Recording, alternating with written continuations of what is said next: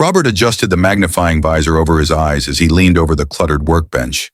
The small repair shop smelled of heated metal and machine oil, the air filled with the soft hum of diagnostic tools scanning various alien components. He had been working on a faulty grav drive for the past hour, trying to reroute power without frying the delicate circuitry. Just as he was about to test his latest adjustment, the chime above the door rang. He barely glanced up. "I'll be with you in a minute," he muttered, tightening a bolt. A tall shadow fell over his workstation. Robert sighed and set his tools down, rolling his shoulders before finally turning toward his unexpected visitor. The first thing he noticed was the armor. It was unlike anything he'd ever seen, sleek yet battle-worn, with deep grooves along the chest plate that suggested it had endured powerful strikes. The material shimmered slightly under the shop's dim lights, shifting between hues of dark blue and silver. Whoever this was, they had been through hell recently. The person inside the armor stood motionless, their face hidden behind a smooth, expressionless helmet. A faint hum came from the suit, as if it had systems barely clinging to life. Robert cleared his throat. "That's one hell of a suit you got there. Took quite the beating, huh?" The figure reached up and unlatched the helmet, pulling it free. What Robert saw beneath surprised him. She was striking, her features sharp but not unkind. Her skin had a faint, iridescent sheen, something uncommon among the species he was used to dealing with. Her eyes, deep violet with an almost glowing quality, watched him carefully, analyzing, measuring. Long dark hair, slightly damp from sweat, fell past her shoulders. She was injured, but she hid it well. "I require repairs," she said simply, her voice calm, yet carrying an undeniable authority. Robert wiped his hands on a rag. "You and half the people that walk through that door. What's the problem?" She exhaled slightly, as if debating how much to say. "The suit has sustained severe damage. Internal systems are failing. Mobility is compromised. Can you fix it?" Robert studied her for a moment. She was tense, standing too still, as if she expected trouble to walk through the door at any second. He'd worked with enough clients to recognize when someone was on the run, but that wasn't his problem. He gestured toward a nearby workbench. "Sit. I'll take a look." She hesitated for a fraction of a second before stepping forward and lowering herself onto the reinforced bench. The armor groaned slightly, its servos struggling to accommodate the movement. Robert pulled over a diagnostic scanner and began running it along the damaged sections. "Got a name?" he asked, watching the readings flicker across the screen. She hesitated again before answering. "Jennifer." Simple, direct. But something about the way she said it made Robert suspect it wasn't her full name. Not that he cared. People had their secrets. "Well, Jennifer, you weren't lying. The suit's a mess. Power fluctuations all over, exoskeletal servos misaligned, and..." He tapped a section near her shoulder. This is holding together with sheer willpower." Jennifer tilted her head slightly, almost amused. "Can you repair it or not?" Robert smirked. "I love a challenge." He moved toward his tools, grabbing a set of precision repair instruments. "It's going to take some time. I need to reroute power, fix the servos, and reinforce the structure. If there's any proprietary tech in here that's going to self-destruct if I poke the wrong spot, now's the time to warn me." Jennifer's expression remained unreadable. "There is no self-destruction system." "Good," Robert said, kneeling beside her and carefully prying open a panel near her gauntlet. "I'd hate to get vaporized before breakfast." As he worked, he couldn't shake the feeling that she was watching him closely. Not just observing, but studying him. It wasn't unusual for clients to be protective of their tech, but something about Jennifer's scrutiny felt different. "So," he said casually, loosening a melted circuit board, "you military? Mercenary? Not a lot of people walking around with armor like this." Jennifer's lips pressed together slightly before she answered. "Something like that. Vague, expected." "Well, whoever you are, you're lucky you found me. Most engineers would take one look at this and tell you to buy a new suit." Jennifer's expression shifted almost imperceptibly. "That is not an option." Robert glanced up, pausing for a beat before nodding. "Fair enough." He continued working in silence, occasionally asking her to move an arm or flex a joint to test his repairs. As time passed, the tension in Jennifer's shoulders seemed to ease. just slightly.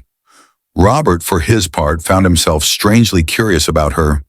He had worked on all kinds of alien tech, met all kinds of people, but there was something different about her, something he couldn't quite put his finger on. The diagnostic scanner beeped, drawing his attention. The readings had shifted, energy signatures stabilizing in a way he hadn't expected. He frowned, tapping the screen. "That's weird," he muttered. Jennifer's gaze sharpened. "What is?" Robert turned the scanner toward her. "This armor, it's not just advanced. It's high-level government-grade advanced. Some of these components, they're built for command-level personnel." Jennifer said nothing. Robert studied her, pieces clicking together in his mind. "You're not just some soldier, are you?" Jennifer's expression remained unreadable, but for the first time since she entered, Robert saw something else flicker in her eyes. A warning. Before he could press further, the chime above the shop door rang again, and this time, the people who entered weren't looking for repairs. Robert instinctively glanced up at the door, his hand tightening around the scanner as a trio of figures stepped into the shop. They were tall, clad in dark form-fitting armor, the kind that suggested a mixture of military and enforcement roles. Their helmets concealed their faces, but the way they moved, calculated, methodical, set off alarms in Robert's head. Jennifer remained completely still. If Robert hadn't been standing right next to her, he might have mistaken her for a statue. The lead figure, slightly taller than the others, stepped forward, scanning the room before his gaze settled on Robert. "Human," the voice was modulated through the helmet, mechanical and cold. "We're looking for someone." Robert forced a casual shrug, wiping his hands on a rag. "I get a lot of people in here. You'll have to be more specific." The soldier didn't respond right away. Instead, he reached into a small device attached to his wrist and tapped a control. A holographic display flickered to life between them. Robert's stomach tightened. The image was a perfect replica of Jennifer, still wearing the damaged armor, her helmet in place but unmistakably her. The file beside it was written in a language he didn't fully recognize, but he could make out key words: target, priority retrieval, extreme caution. He risked a glance at Jennifer, who still hadn't moved. Even without looking at her face, he could feel the tension radiating from her. He turned back to the soldiers, scratching the back of his head. "Can't say I've seen her. What did she do?" The lead soldier tilted his head slightly, as if evaluating whether Robert was worth the effort of a lie. "She is a fugitive. Dangerous." Robert let out a low whistle. "That right?" "Well, dangerous people tend to stay away from repair shops like mine, unless they need something fixed." The second soldier stepped forward, scanning the room. His visor glowed faintly as he surveyed the various pieces of alien tech strewn about the workshop. Robert knew they were scanning for recent energy signatures, trying to determine if Jennifer had been there. Robert kept his expression neutral, stepping slightly to the side, subtly positioning himself between Jennifer and the new arrivals. He didn't know why, but his gut told him that if these guys got their hands on her, it wouldn't end well. The first soldier finally deactivated the hologram and took a slow step forward. "If you are lying, human, it will not go well for you." Robert chuckled, forcing himself to seem more at ease than he felt. "I get that a lot." For a moment, the room was filled with nothing but the hum of the shop's machines. The soldier lingered for a few seconds longer before finally turning away. He motioned to his squad, and the three of them walked toward the door. Robert barely let out a breath of relief before the lead soldier stopped.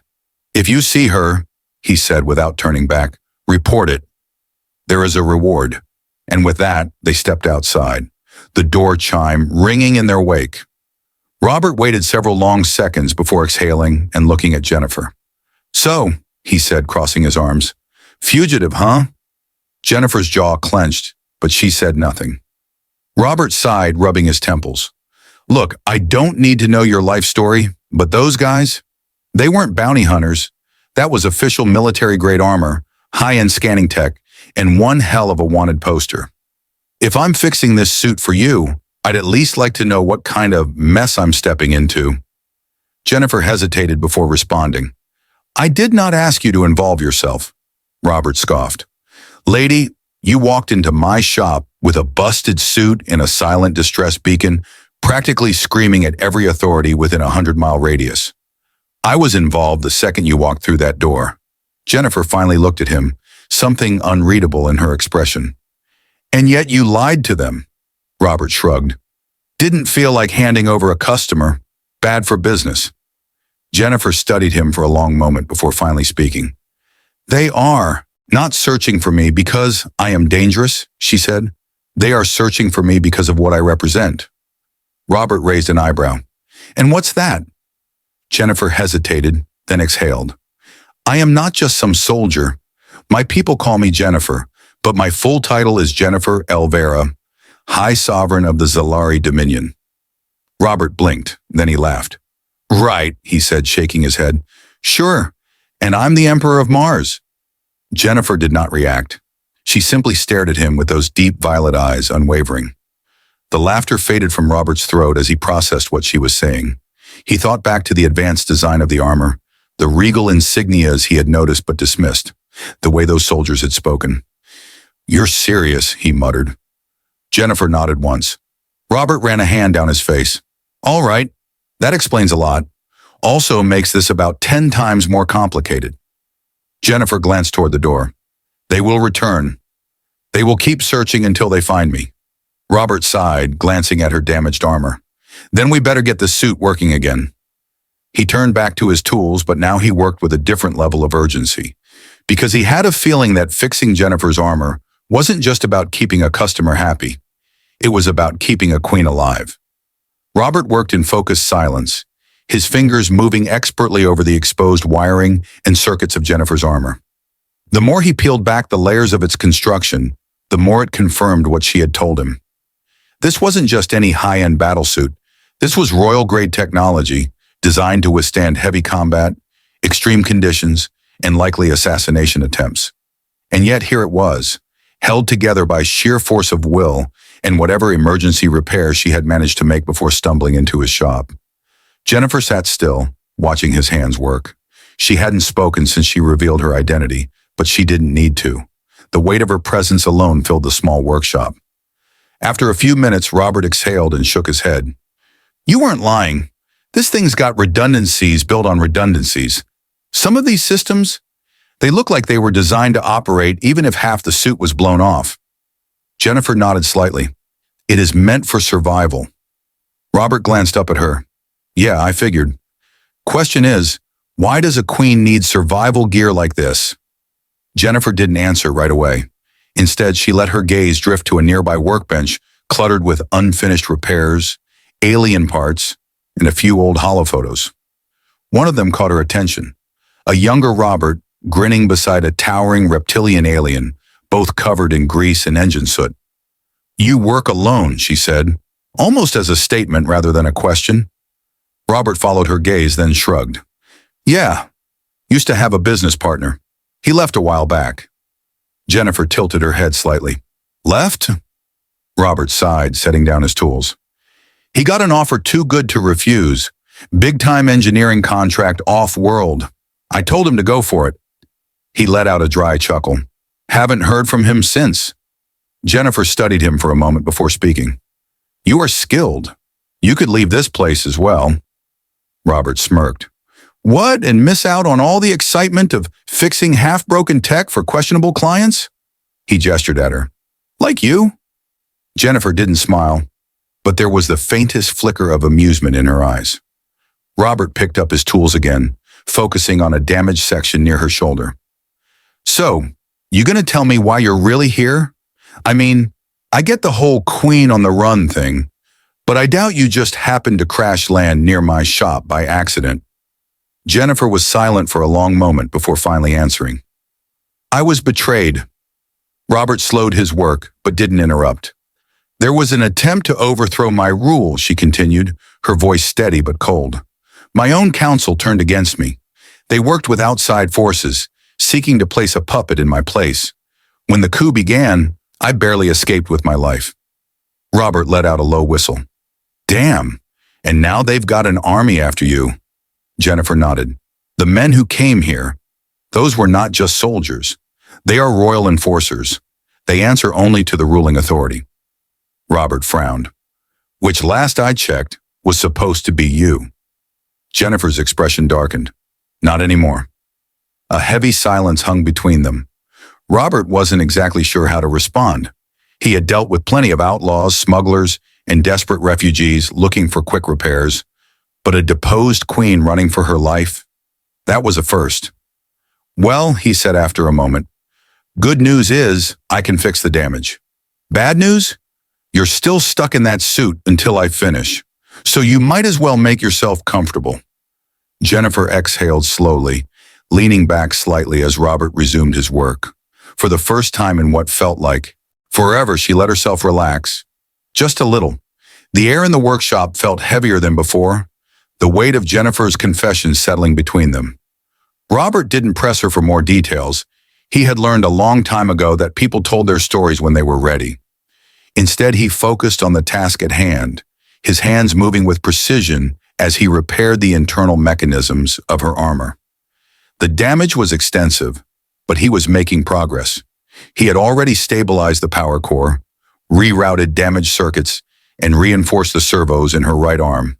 With a little more time, she'd be back at full strength. Unfortunately, time was exactly what they didn't have. A warning chime sounded from Robert's security console, pulling his attention away from his work. He glanced at the small holo display mounted on the wall. Outside, 3 figures stood just beyond the shop's perimeter. Jennifer sat up immediately. They returned. Robert swore under his breath. He tapped a control panel, switching to the external cameras. The 3 soldiers from before were back, but this time, they weren't alone. A second squad had joined them, heavily armed, moving with the kind of coordination that only came with years of elite training. They weren't just searching anymore. They were preparing for something bigger. Robert turned to Jennifer. We need to move, now! Jennifer tried to stand, but the suit locked up for a moment, its damaged systems still struggling to keep up. She gritted her teeth, frustration flashing across her face. Robert grabbed a tool from his belt. Hold on, almost got it. He worked fast, overriding the fail-safes that had engaged due to the previous damage. The armor systems flickered, then stabilized. Jennifer tested her movement, flexing her hands. Better, she said. A loud knock echoed through the shop. Robert and Jennifer exchanged glances. Another knock, harder this time. Human engineer, a voice called through the metal door. We require entry. Robert let out a slow breath, rubbing the back of his neck. Yeah, I'm kinda in the middle of something. Shop's closed. A pause, then the unmistakable sound of weapons being primed. Jennifer's posture shifted instantly. Alert, ready. Robert turned to her. Can you fight? Jennifer's eyes narrowed. Always. Robert sighed. Figures.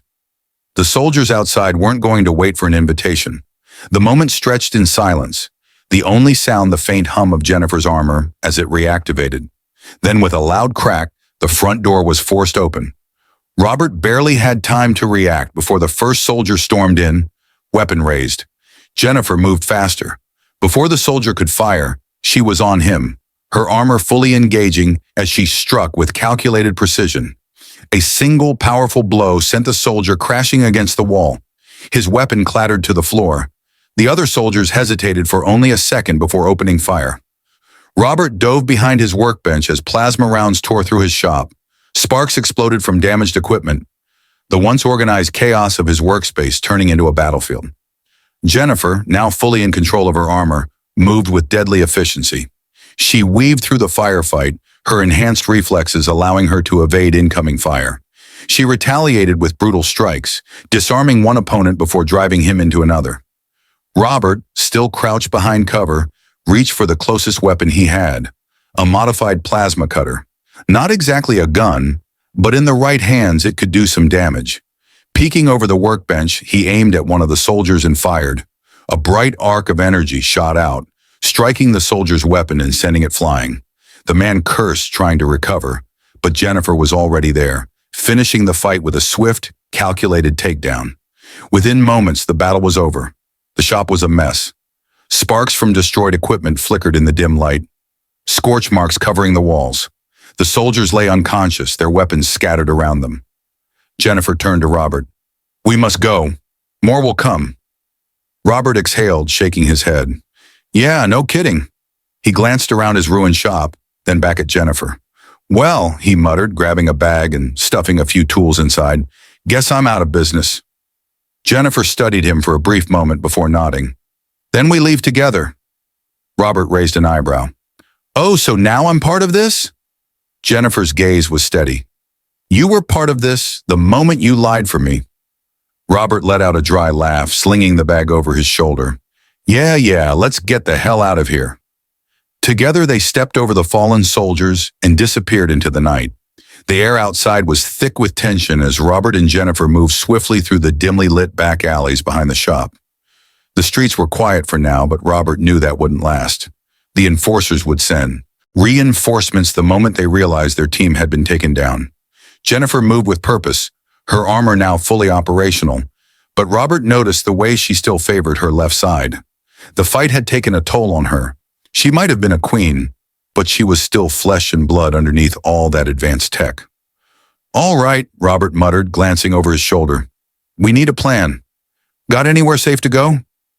Jennifer kept her eyes forward. There is a contact nearby, someone loyal. They will help us. Robert raised an eyebrow. Loyal, huh? You sure about that? Because, no offense, but your whole trusted circle seems to have backstabbed you pretty hard. Jennifer didn't react to the jab, but there was a flicker of something in her eyes. I trust this one, she said simply. Robert exhaled. All right, lead the way. They cut through a narrow alley, avoiding the main streets where more enforcer patrols were likely scanning for them. Robert kept his head low, adjusting the strap of his bag as they moved deeper into the industrial district. Jennifer finally slowed as they approached a large rusted metal door set into the side of an old maintenance station. She tapped a sequence into a hidden panel, and after a few tense seconds, the door slid open with a hiss. Robert stepped inside cautiously. The interior was dimly lit, the walls lined with old machinery and crates of supplies. At the far end of the room, a lone figure stood, partially hidden in the shadows. The figure stepped forward, revealing a middle-aged Zalari man with sharp features and piercing silver eyes. His gaze flickered between Jennifer and Robert before settling on Jennifer. I never thought I'd see you again, the man said, his voice laced with something between relief and wariness. Jennifer nodded. Nor I you. Robert folded his arms. So, this is the trusted contact? The man looked Robert over with a calculating gaze. And you are? Robert smirked. Just the guy who kept her armor from falling apart. Jennifer turned to the man. This is Robert. He aided me. The man studied Robert for another moment before nodding. Then you have my thanks. Robert raised an eyebrow. Yeah, well, you might want to hold off on the gratitude. Pretty sure an entire army's looking for us right now. The man's expression darkened. Then we have little time. He motioned for them to follow as he led them toward a concealed hatch in the floor. With a press of a button, the hatch opened, revealing a passage leading underground. This will take us to a safe house, he said. We can regroup there and plan our next move. Jennifer stepped forward without hesitation, but Robert hesitated for a brief moment. He looked back toward the entrance, toward the life he was leaving behind. His shop, his work, everything he had built. Gone in an instant. With a sigh, he shook his head and followed Jennifer down into the unknown. The underground passage was colder than Robert expected, the air damp and carrying the faint scent of rust and old machinery. The tunnel walls were lined with exposed wiring and pipes, remnants of a long-abandoned infrastructure. Robert didn't know if this place was part of an old maintenance system or something more secret, but either way, it was doing its job, keeping them out of sight. Jennifer walked ahead, her movements purposeful but restrained. The fight at the shop had taken a toll on her, even if she wouldn't admit it. The man leading them, her so-called trusted contact, moved efficiently, his pace steady, his posture tense. So, Robert muttered as they walked, does the loyal friend here have a name? Or am I supposed to keep calling him guy who looks like he might stab me? The man shot him a brief, unimpressed glance. My name is Kieran, he said flatly. Robert smirked. Nice to meet you, Kieran. You always this friendly, or is it just special for me? Jennifer exhaled, half exasperated. Robert, What? Robert shrugged. Just trying to lighten the mood. Pretty sure we could use it. Kieran didn't respond, simply leading them deeper into the tunnel. After a few minutes, they reached a reinforced door. Kieran pressed his palm against a scanner, and with a soft hiss, the door slid open, revealing a dimly lit room beyond. The safe house was small but functional. A central table with a few chairs, storage crates lining the walls, and a single terminal glowing softly in the corner. It wasn't much, but Robert had seen worse. Jennifer stepped inside first, scanning the space as if expecting an ambush. Old habits, Robert guessed. Kieran shut the door behind them and turned to Jennifer. You shouldn't be here. Jennifer met his gaze evenly. I had no choice. Kieran frowned. The enforcers are tearing this sector apart looking for you. They've locked down transit routes. Even civilians are being questioned. If they find you, they won't hesitate. I am aware. Robert dropped his bag onto the table. Yeah, I think we all got that memo when they kicked down my damn door. Kieran's expression darkened slightly. And you brought him with you? Jennifer nodded. He saved my life. Twice. Kieran exhaled sharply, clearly frustrated. Jennifer, He hesitated, then lowered his voice. I am risking everything by helping you. The ones who betrayed you, they are watching everyone. If they even suspect I'm involved, it won't just be me who suffers. Jennifer's expression remained unreadable. Then why did you let us in? Kieran looked at her for a long moment, then sighed. Because you're still my queen. Robert glanced between them. So just to clarify, this whole betrayal thing, not universal? Kieran shot him another glare before returning his focus to Jennifer. The coup wasn't absolute. Some of us remained loyal, but we were outnumbered. Most were forced into silence. The rest disappeared. Jennifer's posture tightened slightly. Who else survived? Kieran hesitated, then shook his head. Not many. I've heard whispers, but nothing concrete. If there are others still resisting, they're in hiding, just like you. Robert leaned against the table. All right, so what's the plan here? Because I don't know if you noticed, but running isn't exactly working out great. Jennifer looked at Kieran. You had a safe house prepared. That means you anticipated something like this. Do you have a way off-world? Kieran was silent for a moment, then nodded. There's a ship, small, unregistered, hidden outside the city limits. I was keeping it in case. He paused. In case you made it back. Jennifer studied him. You suspected I would survive. Kieran smirked slightly. I had hope. Robert clapped his hands together. Well, that's great and all, but I'm guessing getting to this ship isn't as easy as taking a nice evening stroll? Kieran's expression turned grim. The enforcers have roadblocks at every major exit. Airspace is heavily monitored. If we make a move, we have to be precise. Jennifer's jaw tightened.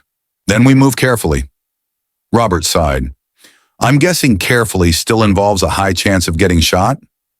Jennifer turned to him, her violet eyes unwavering. Yes. Robert let out a breath. Figured. Kieran moved to the terminal, pulling up a map of the sector. I'll work on finding the safest route. You two, get some rest while you can. Jennifer nodded. Robert, however, groaned as he pulled up a chair. Yeah, sure. Let me just kick back and relax while we're being hunted by an entire military force. Jennifer sat down across from him, her expression softening ever so slightly. You are free to leave, Robert. This is not your fight. Robert met her gaze. He thought about his shop, the place he'd built, now in ruins. He thought about his old life, the quiet, predictable existence he had clung to for years. And then he thought about the soldiers storming into his workshop, the way Jennifer had fought like hell to survive. Yeah, he muttered. Pretty sure that choice sailed a while ago. Jennifer studied him for a moment, then gave the faintest nod. They sat in silence as Kieran continued working, the weight of what was coming settling over them. There was no turning back now. The hum of Kieran's terminal was the only sound in the dimly lit safe house. Robert sat with his back against the cold metal wall, arms crossed, watching the flickering screen as Kieran worked through potential escape routes. Jennifer was seated across from him, silent and still, her violet eyes locked on the screen, scanning every piece of data Kieran pulled up. Robert exhaled through his nose. So what's the verdict? Easy way out, or are we doing this the hard way? Kieran didn't look up. There is no easy way. Robert rolled his eyes. Of course there isn't. Jennifer ignored him. What are our options? Kieran tapped a section of the map, enlarging it. The ship is stored in a concealed hangar in the old industrial district, near the edge of the city. Normally it would be a simple extraction, but the enforcers have increased patrols. Every main road is under surveillance, and I intercepted a transmission. They've put a sector-wide alert on both of you. He glanced at Robert. Congratulations. You're officially a fugitive. Robert scoffed. Great. Just what I always wanted. Jennifer leaned forward. What about underground routes? Kieran nodded. There are old maintenance tunnels leading close to the district. The problem is, the enforcers have likely sealed most of them. If we take that path, we may have to fight our way through. Jennifer nodded, her expression unreadable. Then we fight. Robert threw up his hands. Oh, fantastic. I love how that's always the first choice. Jennifer gave him a sharp look. Do you have an alternative? Robert opened his mouth, then shut it. He didn't. Kieran continued. There's another problem. The enforcers aren't just looking for you. They're tracking you. He gestured toward Jennifer's armor. Your suit is advanced, but if they have access codes to its systems, they might be able to trace its energy signature. Jennifer's jaw tightened. They should not have those codes. Kieran gave her a skeptical look. You're certain? Jennifer hesitated for half a second. It was barely noticeable, but Robert caught it. Kieran sighed. Then we have to assume they do. Robert sat up. Okay, so what does that mean? We ditch the armor? Jennifer's expression darkened. No. Kieran shook his head. Even if we wanted to, it's integrated into her physiology. Removing it completely isn't an option. Robert frowned. Wait, integrated, as in part of her? Jennifer turned to him. My armor is symbiotic. It responds to my body, my neural signals. It is more than a suit. It is an extension of me. Robert let out a low whistle. Well, that explains why it was such a nightmare to fix. Kieran was already working on another plan. I might be able to disrupt any tracking signals coming from the armor, but it won't last forever. He turned to Jennifer. If we're doing this, we have to move as soon as I finish. Jennifer nodded. Do it. Kieran didn't waste time.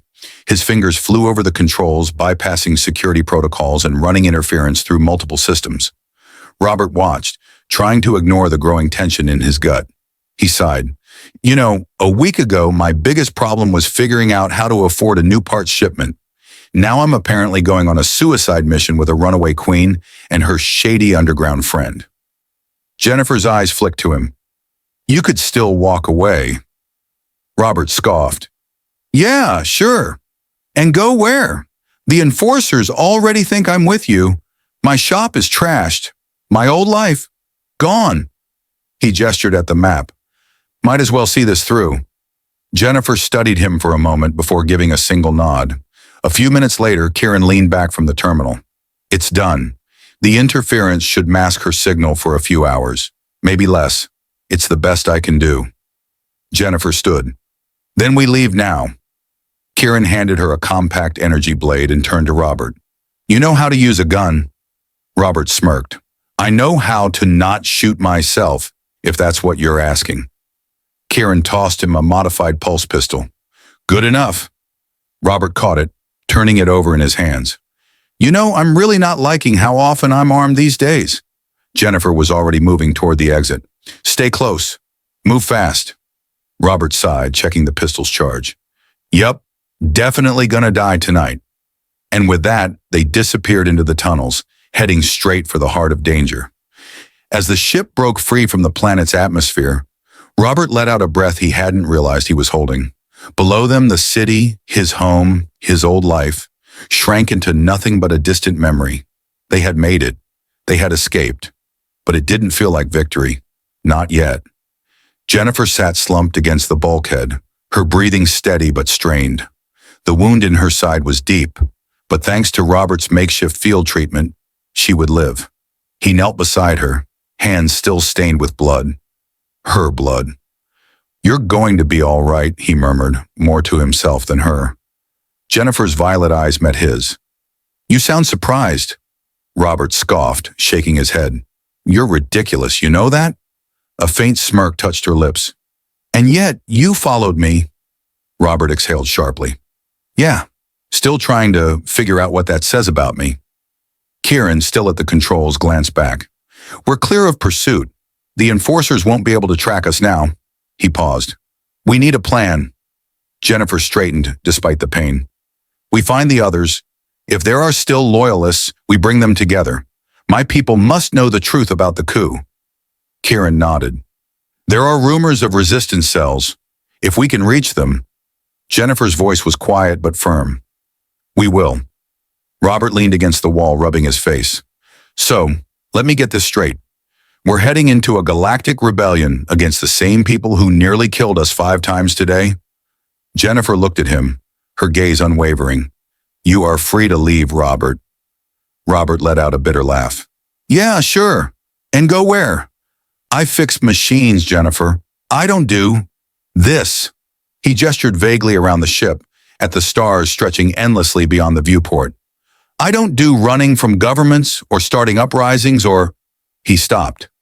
Because the truth was, his old life was already gone. The enforcers had burned it to the ground. And even if he somehow walked away, where would he go? Who would take in a fugitive engineer with no home, no business, no future? Except, maybe he had one. He looked at Jennifer again, at the weight she carried, at the impossible fight ahead of her. And yet she wasn't broken. She wasn't defeated. She was ready to take back everything. Robert let out a long sigh, then smirked. Ah, hell. Guess I've already got a reputation as your personal mechanic. Can't stop now. Jennifer gave him the smallest nod, a silent acknowledgement. Kieran smirked from the pilot's seat. Then buckle in. We've got a lot of work to do. As the ship surged forward, disappearing into the vast expanse of space, Robert looked out at the stars. For the first time in a long time, he wasn't just surviving. He was moving towards something bigger, and somehow, against all logic, it felt right. The Uwananawanawas.